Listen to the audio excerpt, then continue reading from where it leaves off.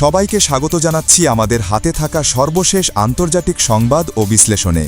আপনাদের সাথে আছি আমি আমির হামজা। এটি একটি লাইভ টিভি নিউজ বুলেটিন সরাসরি স্টুডিও থেকে। প্রিয় দর্শক, আসসালামু আলাইকুম। আপনাদের সবাইকে স্বাগত জানাচ্ছি আজকের বিশেষ জরুরি বুলেটিনে।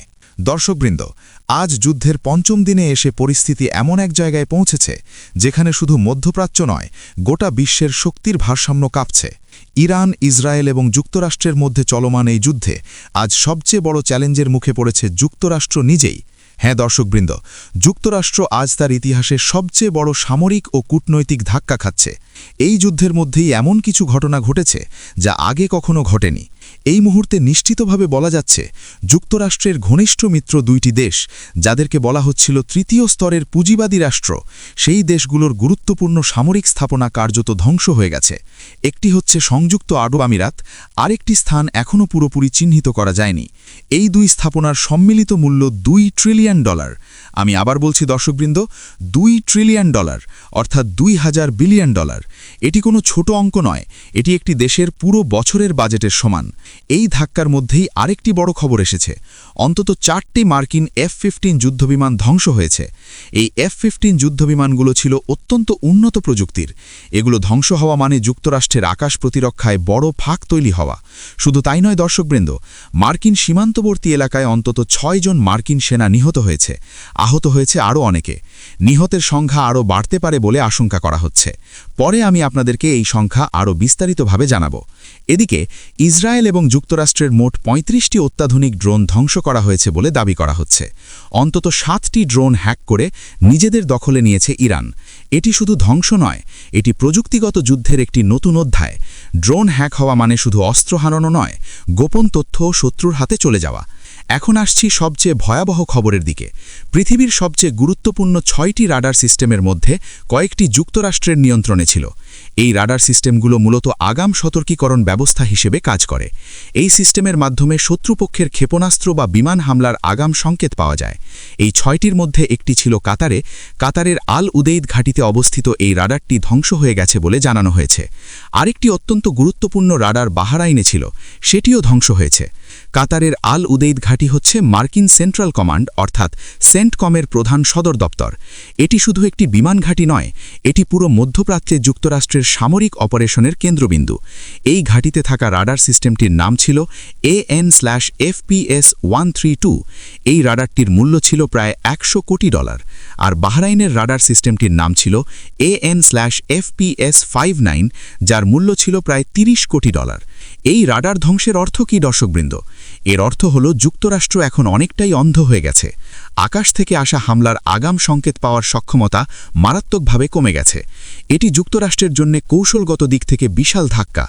এদিকে আরেকটি খবর এসেছে, অন্তত 4টি মার্কিন F-15 যুদ্ধবিমান ধ্বংস হয়েছে বলে জানা যাচ্ছে। এই হামলার তীব্রতা দক্ষিণ ভারত মহাসাগরের দিকে সরে গেছে। এই আক্রমণের প্রভাব পড়েছে আব্রাহাম লিঙ্কন ক্যারিয়ার গ্রুপ, আরব সাগর এবং ওমান সাগরের আশেপাশের এলাকায়। দর্শকবৃন্দ, আমি আবার বলছি, এটি আমার ব্যক্তিগত মতামত নয়, এটি বাস্তবতার আলোকে বলা হচ্ছে। তৃতীয় একটি মার্কিন ডেস্ট্রয়ার ধ্বংস হয়েছে বলে তথ্য আসছে। গতকালই আরও একটি ডেস্ট্রয়ার ধ্বংসের খবর এসেছে। মোট 2টি ইউনিট ধ্বংস হয়েছে, যার মূল্য $2 ট্রিলিয়ন বলে বিভিন্ন সূত্রে দাবি করা হচ্ছে। আমি নিশ্চিতভাবে বলছি না, তবে বিভিন্ন আন্তর্জাতিক সংবাদ মাধ্যমে এই তথ্য ঘুরে বেড়াচ্ছে।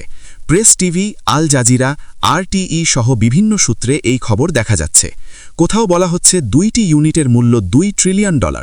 1 ট্রিলিয়ন মানে 1000 বিলিয়ন ডলার, 2 ট্রিলিয়ন মানে 2000 বিলিয়ন ডলার। এটি কোনো সাধারণ ক্ষতি নয়, এটি অর্থনৈতিক যুদ্ধের মতোই ভয়াবহ। দর্শকবৃন্দ, আগাম সতর্কীকরণ রাডার সিস্টেম নিয়ে একটু বিস্তারিত বলি।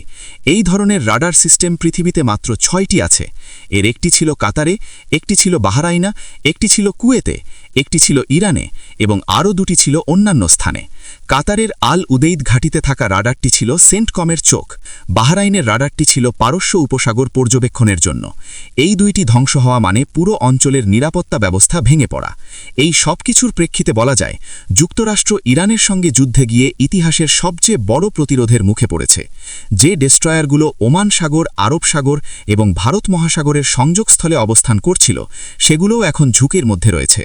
একের পর এক হামলায় মার্কিন নৌবহর ক্ষতিগ্রস্ত হচ্ছে। এই পরিস্থিতিতে ইসরায়েলও বড় ধাক্কা খাচ্ছে। তাদের ড্রোন ধ্বংস হয়েছে, আকাশ প্রতিরক্ষা ব্যবস্থায় ফাঁক তৈরি হয়েছে। ইরান দাবি করছে তারা শুধু প্রতিরোধ করছে না, তারা কৌশলগতভাবে আঘাত করছে। অর্থাৎ শুধু হামলা নয়, শত্রুর চোখ, কান এবং মস্তিষ্ককে অকেজো করার চেষ্টা করছে। দর্শকবৃন্দ, এখন প্রশ্ন হচ্ছে এই যুদ্ধ কোথায় গিয়ে দাঁড়াবে? যুক্তরাষ্ট্র কি আরও বড় হামলায় যাবে, নাকি কূটনৈতিক পথে হাঁটবে? ইসরায়েল কি আরও আক্রমণ বাড়াবে, নাকি পরিস্থিতি নিয়ন্ত্রণের বাইরে চলে যাবে? এই মুহূর্তে বিশ্ববাসী আতঙ্কের মধ্যে রয়েছে। তেলের দাম বাড়ছে, শেয়ার বাজারে ধস নামছে, সাধারণ মানুষ ভয় পাচ্ছে।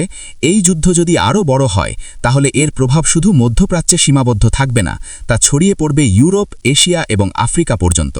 প্রিয় দর্শক, আমরা আপনাদেরকে অনুরোধ করব, আমাদের সাথে থাকুন, এই চ্যানেলে থাকুন।